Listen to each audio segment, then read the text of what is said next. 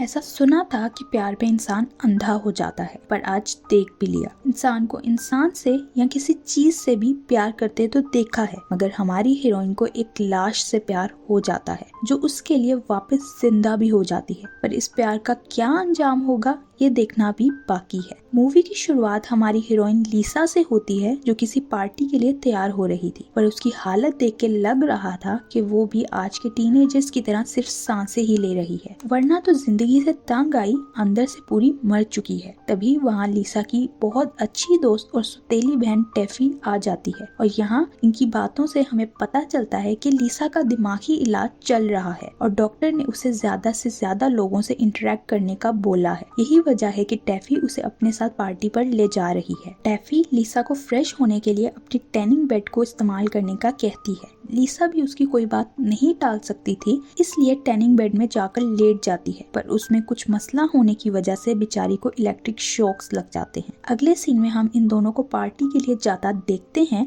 जहाँ रास्ते में टेफी पहले लीसा से माफी मांगती है और फिर उसका मूड अच्छा करने के लिए स्कूल की बातें करने लगती है। वो लीसा से उसके फ्रेंड्स के बारे में पूछती है तो लीसा बताती है कि घर के पास ग्रेवयार्ड में एक फ्रैंकस्टाइन नामी स्टैचू उसका दोस्त है और वो वहाँ जाकर उससे अपने दिल की हर बात शेयर करती है। टेफी को ये सब सुनकर अजीब तो बहुत लगता है, मगर वो लीसा की दिमागी हालत से भी वाकिफ थी, इसलिए बात बदलते हुए उससे पूछती है कि क्या उसे स्कूल में किसी लड़के पे क्रश है, जिस पर लीसा बताती है कि उसे माइकल पसंद है, पर माइकल अच्छा लड़का नहीं था, इसलिए टेफी उसे उससे दूर रहने का कहती है। पार्टी में पहुंच के टेफी अपनी दोस्तों के पास चली जाती है और लीसा अपने लिए ड्रिंक लेने जाती है कि माइकल आकर उससे बात करने लगता है। उसे लीसा का नाम तक पता था, जिस पर लीसा हैरान थी क्योंकि उसे तो लगता था कि वो स्कूल के बच्चों के लिए बिल्कुल इनविजिबल है। माइकल उसे बताता है कि उससे लीसा की पॉइंट्स बहुत पसंद आई हैं और अगर उसके हाथ में होता तो वो उन्हें पब्लिश भी करवा देता, जो सुन के लीसा के तो मन में लड्डू ही फूटना शुरू हो जाते हैं। सीन्स टेफी पे शिफ्ट होते हैं, जिसे उसकी दोस्तें लीसा के अजीब होने की वजह पूछती हैं, तो टेफी उनसे ये बात अपने पेट में रखने का वादा करवाती हुई बताती है कि 2 साल पहले लीसा और उसकी माँ घर पे अकेले थे, जब अचानक एक साइको किलर मास्क पहने उनके घर में घुस गया। उसे देख लीसा की माँ ने डरते हुए उसे छुपने का बोला और लीसा ने छुप के उस किलर के अपनी माँ को मारने की दर्दनाक आवाजें सुनी, जिसके बाद खुद को नॉर्मल करते हुए उसने 911 पे कॉल की, पर जब तक पुलिस वहाँ पहुंची बहुत लेट हो चुकी थी। लीसा की माँ की मौत हो गई और वो किलर वहाँ से भाग गया, जिसका आज तक किसी को कुछ पता नहीं चला। उस दिन के बाद से सदमे की वजह से लीसा ने कई महीने किसी से कोई बात नहीं की, पर अब वो आहिस्ता आहिस्ता नॉर्मल हो रही है। वहाँ लीसा को देखें तो माइकल की दोस्त अल्कोहल लिए वहाँ आती है और उसके प्रोवोक करने पर लीसा वो पी लेती है। वो ड्रिंक इतनी स्ट्रॉन्ग थी कि लीसा का 2 ही मिनट में दिमाग घूमने लगता है। उसकी बुरी हालत देख टेफी माइकल और उसकी दोस्त से लड़ने चली जाती है, जबकि लीसा बेहाल इधर उधर बैठने की जगह ढूंढते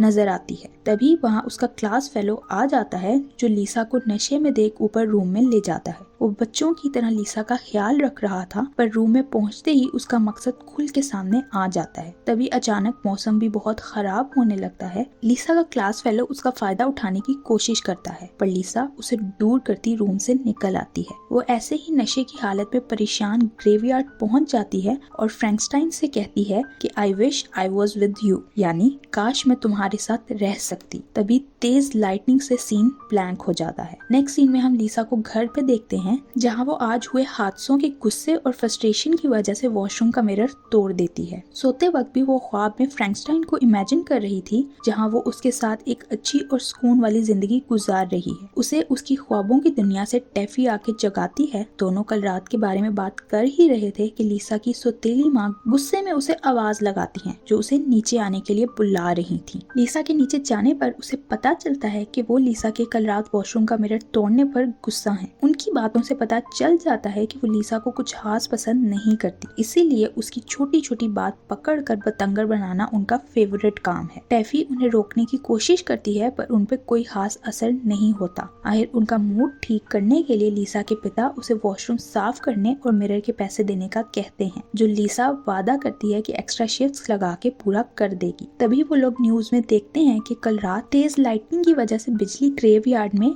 आ गिरी, जिस वजह से आसपास के लोग काफी डर गए, पर शुक्र है कि कोई नुकसान नहीं हुआ। लिसा अपनी जॉब पे होती है कि तभी वहाँ माइकल अपनी जैकेट सही करवाने पहुँच जाता है, जो लिसा को वहाँ देख उससे कल रात के लिए माफी मांगता है, ये कहते हुए कि उसे भी नहीं पता था ड्रिंक में क्या मिला हुआ है। तभी शॉप का ओनर आ जाता है, जो लिसा को किसी लड़के से बात करता देख काफी हैरान होता है, क्योंकि लिसा का तो कोई दोस्त नहीं था और ये बात सबको पता थी। माइकल के वहाँ से जाने के बाद लिसा उसकी जैकेट को हग करते हुए खुश होने लगती है। जब रात को वो घर पहुँचती है तो उसकी सारी फैमिली डिनर कर रही थी। पिज़्ज़ा का सुनकर वो खुश हुई खाने आती है, पर उसके लिए उन्होंने कुछ बचाया ही नहीं था, जिस पर अपसेट हुई वो रूम में जाने लगती है कि टैफी उसे रॉक के फैमिली के साथ टाइम स्पेंड करने के लिए मनाने की कोशिश करती है। लिसा कहती है कि वो बहुत थकी हुई है। ये सुन के टैफी की माँ उसे टैफी से कंपेयर करते हुए कहती है कि टैफी इतना बिजी शेड्यूल होने के बाद भी फैमिली के लिए टाइम निकालती है, वो हर चीज में परफेक्ट है। नेक्स्ट सीन में हम देखते हैं कि लिसा रात के वक्त घर में अकेले बैठे ज़ॉम्बी मूवी देख रही है। तभी अचानक डोरबेल बजती है। कोई दरवाजा अजीब तरीके से बजाता है, जिस पर लिसा डर के 911 को कॉल करने का सोचती है, लेकिन उसे ये मौका ही नहीं मिलता। एक अजीब सा क्रिएचर विंडो तोड़ता घर के अंदर आ जाता है, जिसे देख लिसा बुरी तरह डर जाती है और भागते हुए अपने रूम में जाती है। कोई रास्ता ना मिलने पर वो विंडो से बाहर जाने की कोशिश करती है तो वो मिट्टी से लदा हुआ अजीब सा क्रिएचर नीचे आके खड़ा हो जाता है। लिसा सीधा उसके ऊपर जा गिरती है, जो लिसा पे अजीब स्लाइमी सी वॉमिट कर देता है। लिसा घबराते हुए उठकर इधर उधर भागने लगती है। उसकी चीखों की आवाज सुन के पड़ोसियों पे कुछ खास असर नहीं होता, क्योंकि हर जगह मशहूर था कि लिसा पागल है। वहाँ लिसा क्रिएचर से बचते हुए घर के अंदर आती 911 पे कॉल करने लगती है, पर फोन खराब था। उसे उस क्रिएचर की आवाज आती है तो वो डरने के बजाय उसके पास जाकर बैठ जाती है। दोनों के बीच बात शुरू होती है तो उसे क्रिएचर पसंद आने लगता है और वो समझ जाती है कि ये उसे कोई नुकसान नहीं पहुंचाएगा, इसलिए वो उसे अपने परिवार के आने से पहले छुपाने के लिए अपने रूम में ले आती है, जहाँ वो क्रिएचर फ्रैंकस्टाइन का पोस्टर लगा देख लिसा को बताता है कि वो फ्रैंकस्टाइन ही है। लिसा हैरान थी कि वो वापस जिंदा होके उसके पास कैसे आ गया, जिस पर उसे पता चलता है कि ये सब उसी की विश की वजह से हुआ है। ये सुन के हैरान हुई लिसा कहती है कि उसकी विश का मतलब ये नहीं था कि वो फ्रैंकस्टाइन को वापस जिंदा अपने सामने देखना चाहती है, बल्कि वो तो सिर्फ इस दुनिया के गमों से सताई हुई उसकी तरह मरना चाहती थी। ये सुन के फ्रैंकस्टाइन दुखी हुए रोने लगता है तो लिसा को उसके इतने गंदे होने की वजह से उसके आंसुओं से भी बहुत स्मेल आती है, इसलिए वो उसे फौरन साफ करने ले जाती है। वॉशरूम में ले जाकर वो फ्रैंकस्टाइन को सब समझाते हुए शावर लेने का कहती है, जिसके बाद वो साफ हुए बाहर आता है तो हम देखते हैं कि वो एक ज़ॉम्बी में बदल चुका है जो बोल भी नहीं सकता, पर लिसा उसके इशारे अच्छे से समझ पा रही थी। लिसा उसे डरने के बजाय उसे कपड़े चूज करने में मदद करने लगती है। फ्रैंकस्टाइन बहुत सारे कपड़े बदल के लिसा के सामने आता है, पर कोई 15 चेंजिंग्स के बाद आखिर लिसा को एक ड्रेस में वो पसंद आ ही जाता है। फ्रैंकस्टाइन का एक हाथ टूटा हुआ होने की वजह से लिसा उस पर कपड़ा बांध देती है, जिसके बाद वो उसके बाल बना रही होती है तो फ्रैंकस्टाइन अपनी हालत देख अपसेट होने लगता है, जिसे लिसा काम डाउन करते हुए कहती है कि वो इन्हीं चीजों की वजह से अलग है। तभी लिसा का परिवार वापस घर पहुंच जाता है। घर की हालत देख लिसा की सौतेली माँ को तो मिनी हार्ट अटैक ही आ जाता है। लिसा फौरन नीचे आते हुए उन्हें बताती है कि घर में चोर घुस आया था, पर परेशानी की कोई बात नहीं क्योंकि उसने उसे भगा दिया। लिसा उस चोर की हालत बिल्कुल वैसी ही बताती है जैसे सीरियल किलर ने उसकी माँ को मारा था। ये सुन के लिसा की सौतेली माँ कहती है कि वो समझ गई है लिसा ये सब अटेंशन हासिल करने के लिए कर रही है। उस हादसे के बाद भी उसे बहुत अटेंशन मिली थी तो वो दोबारा ऐसा ही ड्रामा लगा रही है। वो कहती है कि उसे लगता है लिसा पागल हो चुकी है और उन्हें कुछ वक्त के लिए उसे पागल खाने छोड़ आना चाहिए। ये सुन के लिसा के पिता और टैफी उसे चुप करवाने की कोशिश करते हैं, पर वो तो ब्रेक्स फेल किए बस बोली चली जाती है। उसकी ऐसी हार्श बातें सुनकर लिसा बहुत डिसहार्ट हो जाती है और रोते हुए अपने कमरे में आ जाती है, जिसे ऐसे अपसेट देख फ्रैंकस्टाइन को बहुत बुरा लगता है, पर लिसा मुंह मोड़ कर रोते हुए सो जाती है। सुबह उठ के वो स्कूल के लिए तैयार होने लगती है। जब कपड़े चूज करने वो कबर्ड की तरफ जाती है तो फ्रैंकस्टाइन उसे अंदर नहीं आने देता और खुद ही एक सेक्सी सा ब्लैक ड्रेस पहनने को देता है। लिसा वो पहनने से मना करती है, पर वो उसकी नहीं सुनता। आखिर हार मानते हुए वो इसके साथ जैकेट मांगती है, जो फ्रैंकस्टाइन एक कैप के साथ बाहर फेंक देता है। लिसा सेक्सी सी तैयार हुई स्कूल पहुंचती है, पर कोई उससे ज्यादा नोटिस नहीं करता। फिर भी वो अपसेट होने के बजाय अपने ही जोन में वहाँ से निकल जाती है। लेकिन टैफी और उसकी दोस्तों को लिसा का ये चेंज काफी पसंद आता है। सीन्स घर पे शिफ्ट होते हैं, जहाँ टैफी की माँ ऊंचा सा म्यूजिक लगा के घर की सफाई कर रही थी। तभी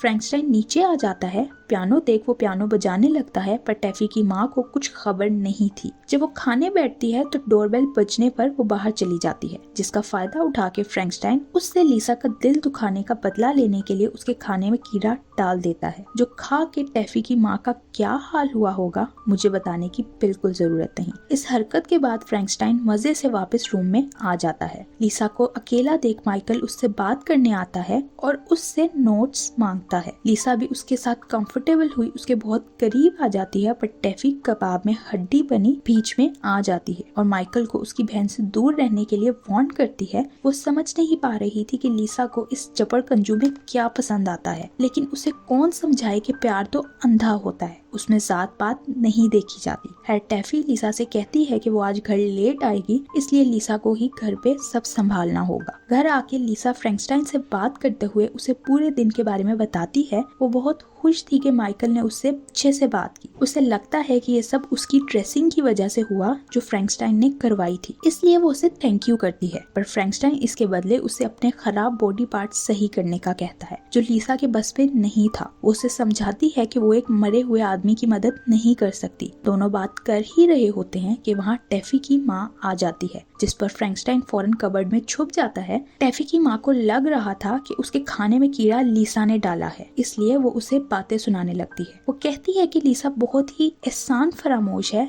जिसे टैफी की माँ ने अपने घर में जगह दी, पर वो ये डिजर्व नहीं करती थी। आज अगर वो वहीं अपने टाउन में होती तो अभी भी लोग उसके बारे में बातें कर रहे होते, पर शायद उसे यही पसंद है। लेकिन अब वो मजीद लिसा को अपने घर में बर्दाश्त नहीं कर सकती, इसलिए उसने पागलखाने में बात कर ली है। इससे पहले वो अपनी बात पूरी कर पाती, फ्रैंकस्टाइन कबर्ड से निकलकर उसके सर पे मारता है, जिस पर टैफी की माँ की मौत हो जाती है। लिसा तो शौक में खड़ी ये सब देख रही थी, पर फ्रैंकस्टाइन टैफी की माँ का कान काट के पकड़ लेता है और लिसा से कहता है कि वो उसे ये कान लगा दे, क्योंकि उसका एक कान नहीं था। लिसा अब अपनी सेंसेस में आ जाती है, पर वो फ्रैंकस्टाइन को ये कान लगा के देने से पहले टैफी की माँ की लाश को ठिकाने लगाने का कहती है। दोनों लाश को घसीटते हुए ग्रेवयार्ड में ले जाते हैं, जहाँ लिसा फ्रैंकस्टाइन से पूछती है कि क्या जमीन के नीचे अच्छा लगता है, पर फ्रैंकस्टाइन ना में सर हिलाता है, जिस पर लिसा खुश हुए टैफी की माँ की बॉडी को दफना देती है। नेक्स्ट सीन में घर आकर लिसा फ्रैंकस्टाइन को टैफी की माँ का कान लगा देती है, पर उसे अभी भी उस कान से कुछ सुनाई नहीं देता, जिस पर दोनों मायूस हो जाते हैं। फ्रैंकस्टाइन कहता है कि शायद इलेक्ट्रिक शॉक से सब सही हो जाए, जिस पर लिसा को आइडिया आता है और वो उसे टैफी के खराब टैनिंग बेड में लिटा देती है, जिससे निकलते ही फ्रैंकस्टाइन के दोनों कान काम करने लगते हैं और लिसा तो खुशी से पागल हो जाती है। अगले दिन हमें एक नई लिसा देखने को मिलती है, जो पहले से ज्यादा खूबसूरत और कॉन्फिडेंट हो चुकी थी। उसे देख उसके पिता और टैफी भी हैरान थे। जब टैफी की माँ का जिक्र आता है तो हमें पता चलता है कि अभी तो वो इनके लिए टाउन से बाहर कॉन्फ्रेंस के लिए गई है, इसलिए लिसा इतने मजे से घूम रही है। दोनों स्कूल के लिए निकलती हैं तो लिसा को टैफी के गले पर लव बाइट नजर आती है, पर टैफी उसे जख्म कहते हुए बात टाल देती है। स्कूल पहुँच के लिसा एक लव लेटर लिखती है और एक लॉकर में डाल देती है, जो शायद उसने माइकल के लिए लिखा था, क्योंकि क्लास में भी वो उसे प्यार भरी नजरों से देख रही थी। क्लास के बाद वो देखती है कि लड़के ने उसे मिलने के लिए हाँ कर दिया है। नेक्स्ट सीन में लिसा अपनी बताई जगह पर उस लड़के का वेट कर रही होती है और वो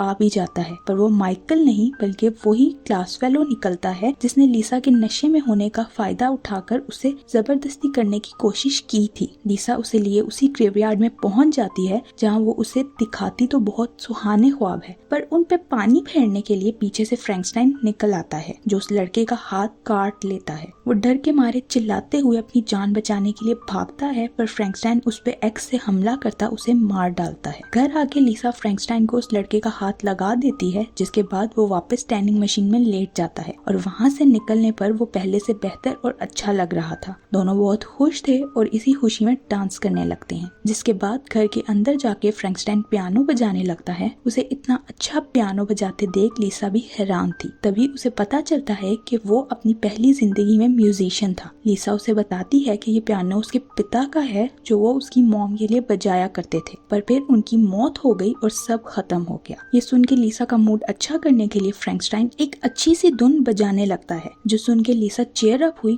गाना गाने लगती है। उसका रोमांटिक गाना सुन के फ्रैंकस्टाइन की आंखों में आंसू आ जाते हैं और उन आंसुओं की बदबू से सारा माहौल खराब हो जाता है। लीसा को लगता है कि वो टैफी की माँ उस लड़के की मौत से परेशान हुए रो रहा है, इसलिए वो उसे चेयर अप करने के लिए कहती है कि वो दोनों यही डिजर्व करते थे, इसलिए उसे परेशान होने की जरूरत नहीं क्योंकि लीसा उसके साथ है। जिसके बाद वो उसे अपने परिवार के आने से पहले वापस ऊपर रूम में आने का कहती वहाँ से चली जाती है। नेक्स्ट सीन में वो अपने पिता के साथ टीवी देख रही थी कि टैफी वहाँ आके उन्हें बताती है कि उसका चीयर लीडिंग टीम में सिलेक्शन हो गया है। वो ये खुशी सुनाने के लिए अपनी मॉम को कॉल करने जाने लगती है, जिस पर लीसा उसे रोकने की बहुत कोशिश करती है पर कोई फायदा नहीं होता, इसलिए वो परेशान हुई अपने रूम में आ जाती है, जहाँ फ्रैंकस्टाइन उसे उसकी कवर्ड से पुरानी चीजें निकाल के दिखाता उनकी हिस्ट्री पूछने लगता है। तभी उनमें मास्टरबेटिंग मशीन भी निकल आती है, पर लीसा बात को टालते हुए उसको बैक मसाजर बोल देती है। तभी वहाँ टैफी आ जाती है, जिस पर लीसा फ्रैंकस्टाइन को वापस छुपा कर उससे बात करने लगती है। टैफी को पता चल चुका था कि उसकी माँ गायब है, इसलिए वो परेशान हुई लीसा के पास आई थी। वो तो पुलिस को कॉल करने का कहती है, पर लीसा उसे रोकते हुए कल तक का वेट करने का कहती है। टैफी अपनी परेशानी में उसे ताना मार देती है कि वो तो उनकी सौतेली बेटी है, उसे कौन सा उनकी फिक्र होगी। ये सुन के लीसा खामोश हो जाती है और टैफी लीसा के पिता को बताने नीचे भागती है। उसके जाने के बाद लीसा तो परेशानी से पागल हो जाती है। नेक्स्ट सीन में हम देखते हैं कि फ्रैंकस्टाइन उसे रिलैक्स करने के लिए वाकई उसे मास्टरबेटिंग मशीन से बैक मसाज दे रहा है और साथ साथ लीसा अपना दिल हल्का कर रही है। वहीं टैफी और लीसा के पिता पुलिस को कॉल करते हुए उन्हें टैफी की माँ की गुमशुदा होने की रिपोर्ट लिखवा देते हैं, जिस पर परेशान हुई लीसा फ्रैंकस्टाइन से कहती है कि वो बहुत डरी हुई है, अगर उन्हें बॉडी मिल गई तो उसे जेल जाना होगा। ये सुन के फ्रैंकस्टाइन उसे वापस मसाज देने लगता है, तो आखिर लीसा उसे बता देती है कि इस मशीन का असल काम क्या है और पहली बार मास्टरबेट करती है। जिसके बाद वो दोनों वापस बातें करने लगते हैं, जहाँ लीसा कहती है कि उसकी माँ की मौत के बाद सबको मूव ऑन करने की बहुत जल्दी थी और वो सबको सिर्फ इसलिए पागल लग रही थी क्योंकि उसे सब बुलाने में वक्त लग गया। सब उसकी माँ को बुलाकर जिंदगी की रेस में आगे निकल गए, जो देख लीसा को लग रहा था कि वो पागल हो जाएगी, पर फिर उसने खुद को संभाल लिया और आहिस्ता आहिस्ता सब सही हो गया। लीसा कहती है कि अब उसे मौत से डर नहीं लगता, पर उसे इस बात का डर जरूर है कि वो कहीं वर्जिन ना मर जाए। जिसके बाद वो फ्रैंकस्टाइन से उसकी स्टोरी पूछती है तो उसे पता चलता है कि फ्रैंकस्टाइन अपने टाइम का मशहूर म्यूजिशियन था, जिसे एक लड़की से प्यार हो गया, पर उसने फ्रैंकस्टाइन को धोखा दे दिया, जिस वजह से वो डिसहार्ट हुए उस ग्रेवयार्ड में पहुंचा और लाइटनिंग गिरने की वजह से वहीं मर गया। लीसा फ्रैंकस्टाइन से कहती है कि वो अपनी वर्जिनिटी किसी ऐसे के साथ लूज करना चाहती है जिसे वो प्यार करती हो, और वो माइकल के अलावा और कोई नहीं हो सकता, इसलिए वो कल ही उसके साथ इंटीमेट होगी, क्योंकि जिंदगी का कोई भरोसा नहीं। अगर पुलिस को उसकी असलियत का पता चल गया तो वो जेल भी जा सकती है, और यही सब इमेजिन करती वो सोने चली जाती है। अगले दिन वो वापस सेक्सी सा तैयार हुई स्कूल जाने के लिए गाड़ी में आती है, जहाँ टैफी अपनी मॉम के लिए परेशान हुई रोने लगती है, तो लीसा उससे ड्राइविंग सीट ले लेती है। स्कूल पहुँच के वहाँ पुलिस को देख वो घबरा जाती है। टैफी की दोस्तों से उन्हें पता चलता है कि पुलिस यहाँ उस लड़के के मिसिंग होने की वजह से आई है, जिस पर लीसा घबरा जाती है। टैफी का ये सुन के और बुरा हाल हो जाता है, इसलिए वो वापस घर के लिए निकल जाती है। लीसा क्लास में पहुँचती है तो माइकल वहाँ नहीं था, जिस वजह से वो पहले ही मायूस बैठी थी कि प्रिंसिपल उसे ऑफिस में बुला लेती है, जहां पुलिस उससे उसके क्लास फेलो के मिसिंग होने पर सवाल जवाब करने लगती है। बहुत सारे लोगों ने उन दोनों को साथ देखा था, जिस पर सारा शक उसी पे जा रहा था। सीन्स घर पर शिफ्ट होते हैं, जहां लीसा के पिता की कॉल आई थी क्योंकि पड़ोसियों ने उन्हें बताया था कि उन्होंने टैफी की माँ की गाड़ी घर के बाहर देखी है। ये सब फ्रैंकस्टाइन ने सुन लिया था, तो वो टैफी की माँ की गाड़ी को ठिकाने लगाने निकल जाता है, जिसे पड़ोसी देख मशकूक होने की वजह से उससे बात करने जाता है। वहाँ लीसा उन्हें उसके लॉयर से बात करने का कहती वहाँ से निकल जाती है, और यहाँ फ्रैंकस्टाइन इस पड़ोसी का काम तमाम करता गाड़ी लिए भाग निकलता है, जिसे रास्ते में लीसा मिलती है, जो गाड़ी में बैठ के समझ जाती है कि फ्रैंकस्टाइन एक और कांड कर आया है। वो परेशान थी कि अब ये दोनों क्या करेंगे। टैफी की माँ को तो फ्रैंकस्टाइन ने मारा था, जो देख उसे अच्छा तो बहुत लगा था, इसीलिए उसने उस लड़के से बदला लेने के लिए उसे भी मरवा दिया। पर अब उन्हें ये मौत का खेल रोकना होगा, क्योंकि वो दोनों कोई साइको किलर्स नहीं हैं। फिर वो फ्रैंकस्टाइन के बहुत मना करने के बाद भी उसके साथ माइकल के घर पहुंच जाती है, जहां वो उसे वहीं गाड़ी में उसका इंतजार करने का कहती वहां से निकल जाती है। जहां पीछे फ्रैंकस्टाइन टैफी की गाड़ी माइकल के घर के बाहर देख हैरान था। लिसा उसके घर के अंदर पहुंचती है तो उसे माइकल टैफी के साथ बेड पे नजर आता है, जो देख लिसा का दिल तो किरची किरची हो जाता है। वो टैफी से कहती है कि उसकी लाइफ परफेक्ट थी, उसके पास सब था, तो उसने लिसा की इकलौती खुशी यानी माइकल उससे क्यों छीन लिया। इससे पहले टैफी उसे कोई एक्सप्लेनेशन देती, माइकल लिसा से कहता है कि वो उसे पसंद नहीं करता और अगर टैफी ना भी होती तब भी उनके बीच कुछ नहीं हो पाना था। ये सुन के तो लिसा का दिल और टूट जाता है। तभी पीछे से फ्रैंकस्टाइन एक्स लिए आ जाता है और किसी को रिएक्ट करने का मौका दिए बगैर माइकल की तरफ बढ़ते हुए उसका प्राइवेट पार्ट काट देता है, जिसके बाद वो टैफी पे हमला करता है, पर लिसा उसे रोक लेती है। फ्रैंकस्टाइन गुस्सा हुए माइकल का प्राइवेट पार्ट उठाए वहाँ से निकल जाता है, जबकि पीछे लिसा सदमे में गई टैफी को लिए गाड़ी में पहुंचती है ताकि वो फ्रैंकस्टाइन को मजीद कुछ गलत करने से रोक सके। जब वो दोनों फ्रैंकस्टाइन की गाड़ी तक पहुंच जाते हैं तो लिसा टैफी से कहती है, वो दिल से टैफी को बहन मानती है, क्योंकि उसने लिसा को तब संभाला जब वो बिल्कुल टूट चुकी थी। जिसके बाद वो फ्रैंकस्टाइन के पीछे जाती है, जबकि टैफी डरी हुई हालत में खून से लदी वहाँ से भागने की करती है। लिसा ग्रेवयार्ड में फ्रैंकस्टाइन के पास जाके उस पे हमला करने लगती है, पर उसमें ऐसा करने की हिम्मत नहीं थी क्योंकि वो फ्रैंकस्टाइन से प्यार करने लगी थी। फ्रैंकस्टाइन भी उसे बताता है कि वो उससे बेइंतहा मोहब्बत करता है, पर वो उसे इंटीमेशन का सुख नहीं दे सकता क्योंकि उसका प्राइवेट पार्ट नहीं है। इसलिए उसने माइकल का प्राइवेट पार्ट उतार लिया, जो देख लिसा और खुश हो जाती है। जिसके बाद वो घर जाके फ्रैंकस्टाइन का प्राइवेट पार्ट लगाती है और फिर वो टैनिंग मशीन में लेट जाता है। जब वो बाहर आता है तो वो एक हैंडसम लड़के में बदल चुका था। नेक्स्ट सीन में दोनों लिसा के रूम में रोमांस करते नजर आते हैं और यहाँ लिसा की विश पूरी हो जाती है। जिसके बाद पुलिस का सायरन सुन के लिसा फौरन फ्रैंकस्टाइन के साथ टैनिंग मशीन के पास पहुँचती है, जहां इस बार वो मशीन के अंदर लेट के फ्रैंकस्टाइन को मशीन फुल स्पीड पे चलाने का कहती है। ऐसा करने के बाद फ्रैंकस्टाइन लिसा का लेटर पढ़ता है, जिसमें लिखा था कि मौत वक्ती है और उसका फ्रैंकस्टाइन के लिए प्यार हमेशा जिंदा रहेगा, जो पढ़ के वो खुशी से रोने लगता है। पुलिस वहां पहुंच के टैफी को रेस्क्यू करती लिसा को ढूंढ रही होती है कि गैराज में आग लगी देख सब लिसा के लिए परेशान होने लगते हैं। नेक्स्ट सीन में हम टैफी और लिसा के पिता को लिसा की कब्र पे फूल रखते देखते हैं और वहाँ टैफी कब्र पे माय स्वीट वाइफ लिखा देख काफी हैरान नजर आती है। सीन्स फ्रैंकस्टाइन पे शिफ्ट होते हैं, जो अब बोलने लगा था और वो रोमांटिक नॉवेल रीड करके किसी को सुना रहा था, जो और कोई नहीं जख्मी हालत में उसकी गोद में लेटी लिसा थी। यानी इन्होंने इस जालिम दुनिया को हरा कर अपने प्यार को अंजाम दिला दिया है और इसी हैप्पी मोमेंट पे ये मूवी यहीं एंड हो जाती है। Thank you for watching.